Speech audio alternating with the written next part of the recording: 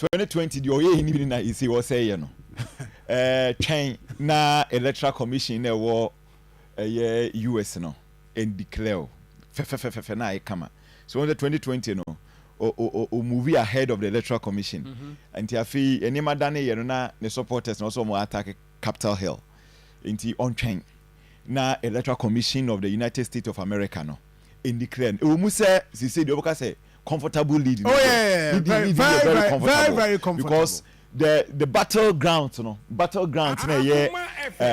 of the states and most counties now 2020 we win Biden win you know what we need most of them were say something great is about to happen in America. But you see Sir John Adebaku say was say yes also ehwe say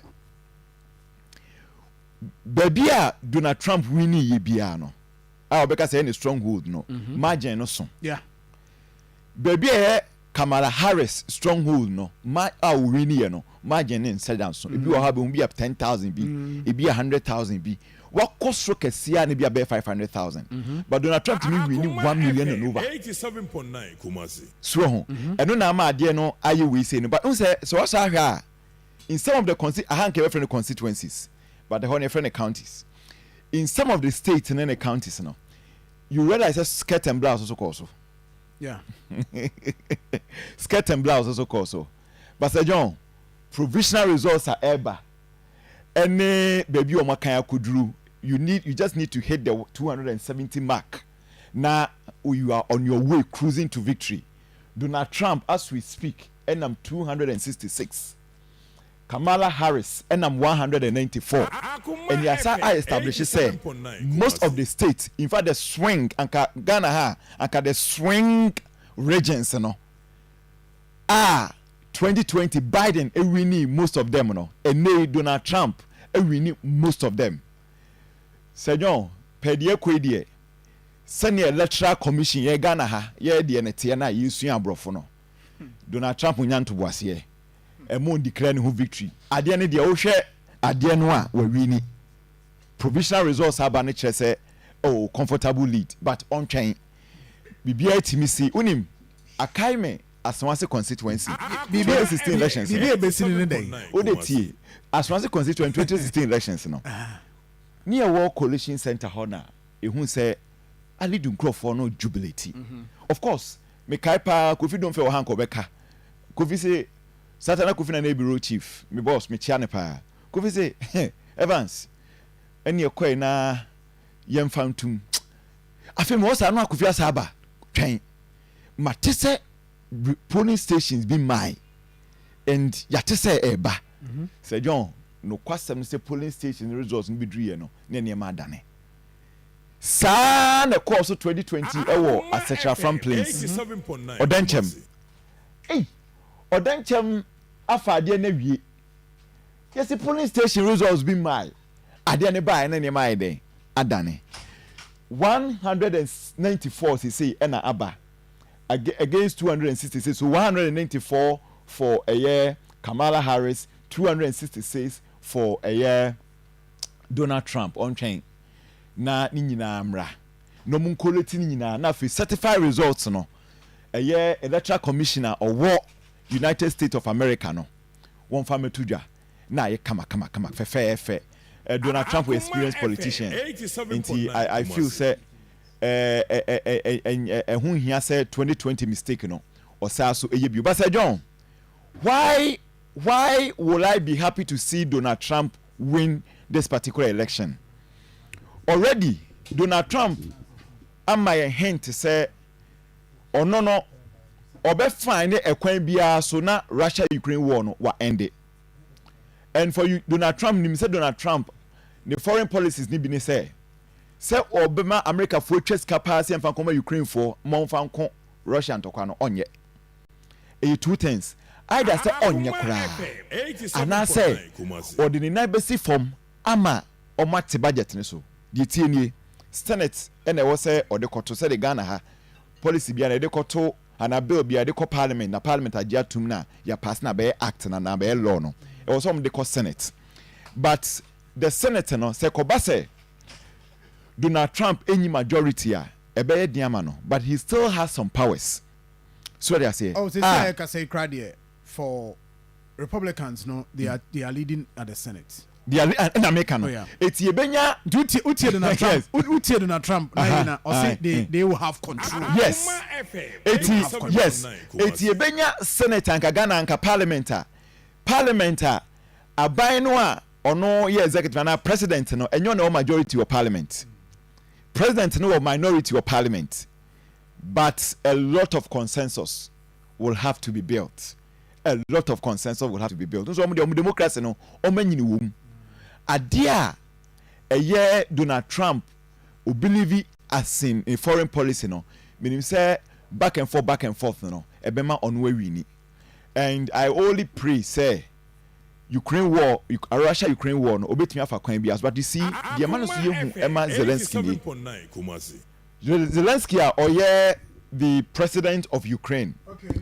Ekobase Donald Trump na adwen say wobetwea woma obekate budget a America edbekwa koma Ukraine no matimi agina kona no a ebema Ukraine ayemre.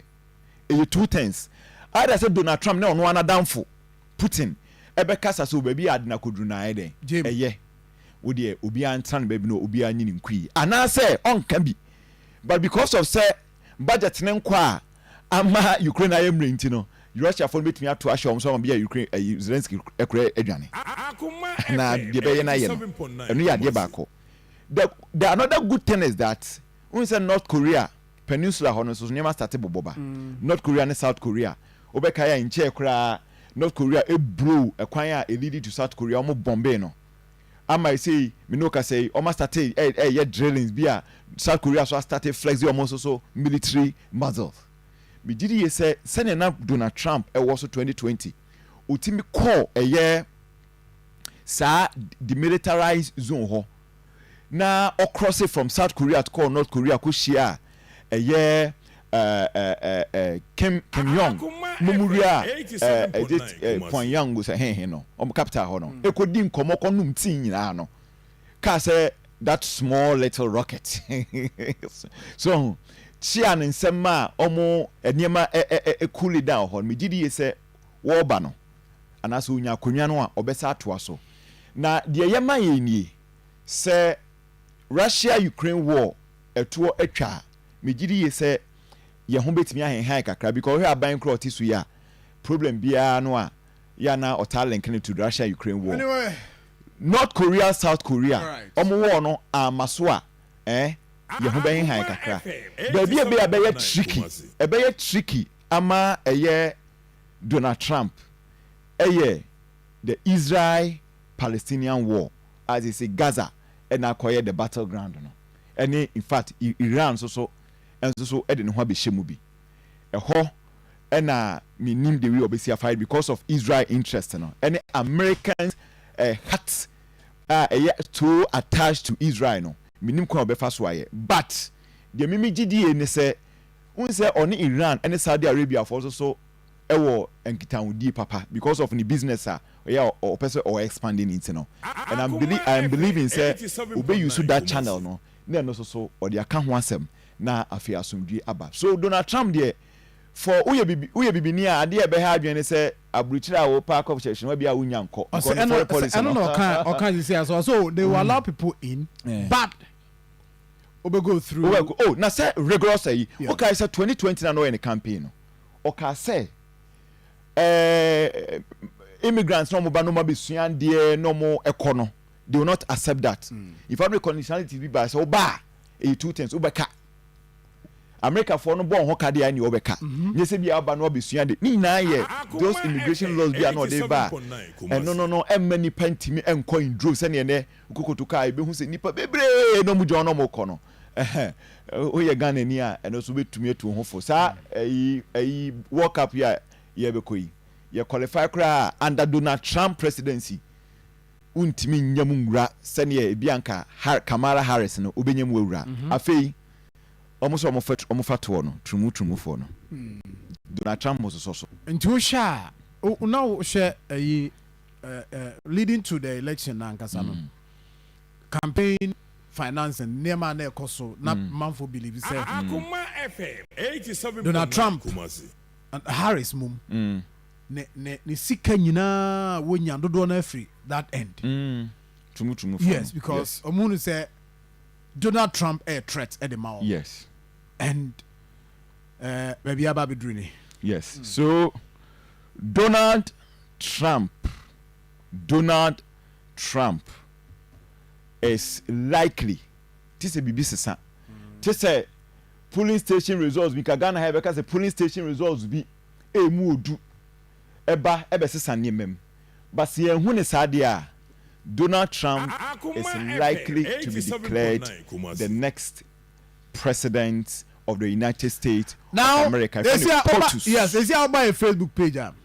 Fox News the no for Fox the Republicans maybe and Democrats just CNN dia is now and okay obi ni umi antwa ne hwe CNN so na he de but this is the BBC me wo fira me hwe CNN na hwe CNN narration na okay yes Donald Trump will be comfortable there but it's too close to call. Yes, too early to call. Yes, you too early see Becca say too early see Becca say they say Belucci will have you. Oh no, Belucci. You see, I said yes. Ghana ha. Yes. Results ne bana. Yes. Or leaders and a leadership of your campaign. When they say when the backroom staff we cabinet and our forming. Oma ba ho na oh Jack bibia koye comfortable lead and course but ebi na area. Oba Facebook page say ya. Ya ba room we ni fie on one kasa fie. 2016 no. Tamwa Nana Addo Dankwa, His Excellency the President of the Republic of Ghana. Nana Addo Dankwa Akufo-Addo ewini no. Nima residence wo no. Na ehona ebubuja. No be ekoho, obi ekocha, no be ekocha because at the point in time na even the head of security agencies then no be akọ no come na kwaba. Be ekocha. Eno na se yehu ewo eye Donald Trump say we New York ne ehona ne office ne wo. Okay, we're Florida. That's a campaign office, one. And okay, that's a campaign office, one. Yes, all right. Headquarters. That's a campaign headquarters, one. So, Elon Musk, so you see, only so partner a sponsor. Yes. Now, Enra Ushedi Kamala Harris, or say Kamala Harris a bad campaign of Beyonce. Beyonce by when me Antonio Kra was sergeant check for cop. Come on. Elon Musk on you. All right. So obvious now. See, Evans. So yes. One thing I'm observing. People throw their weight behind candidate Ope. Without, I mean, say they have some criticism. No na, will block you from. We are businessman now. But here, look at that. What do you want by Facebook page now? Look at it comfortably. Because I mean, democracy no a year juma. Also, no. Na some say soldier for no betray ya there wo media general TV headquarters no. Omo kan sim soldier ni panini kan sim. O se okọ Rwanda. The omo system ni afi na na mate ase die nti Rwanda ho peaceful a Paul Kagame akwa agaga na kwase be o dictator but to be an kan hwe no. Winning party no party ebedi nkunim no say Paul Kagame party the last elections na edene ba amemumu and as or transited from military to a civilian leader no the party or the ba mo winning ye no e man president or of course I mean automatically the winning party owner leader no and the be president the Otosum yenu party otosum yenu Sebianka the second party no Mamifa 2016 any example in passing there second 2016 election ye and also in 2020 any example 2020 election ye say MPP ni wini ana meboa ti MPP wini and another Dankwa Akufo-Addo and a president anka NDC or no tosum yenu no or more and the vice president ka John Dramani Mahama a vice son of Rwanda according to military man etie not third party win I say gumu say when they any wini and na third year aka gum so speaker of parliament ka gum na afa eti omodie no enye winner takes all inclusive government and omoye it's na ma Rwanda ekononim sa no but we say ha na die na kwa winner takes all US na wo kan ho asemi even we president kura no a so ho no man enkoye say you have absolute powers there be you are controlled. Okay, Trump time there were a number of times Congress no mu impeach no. Okay, on the then speaker no. Speaker omo speaker cry. Oh, we refi ni din. Na wo ha dwen papa me na wo the flight land China. Enya China kura na China ne krobi wo issue. And o call ahomache anajo and o lande o and o sa trigger omo issue na afi China for fly omo war planes sorry Pelosi no hard so eti American system na yen yesu and dey cry dey hybrid ya fa America any UK yesu but yesu ni ye yes system no akwa winner takes all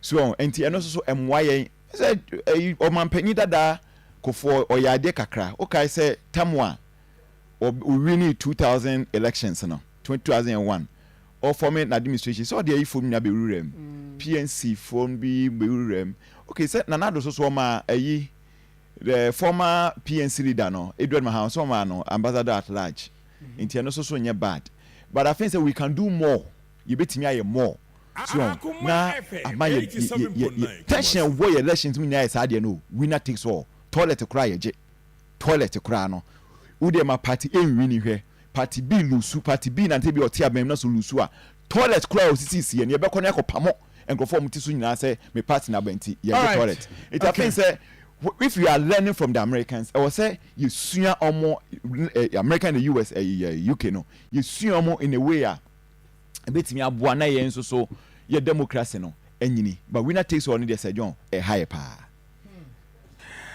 na me money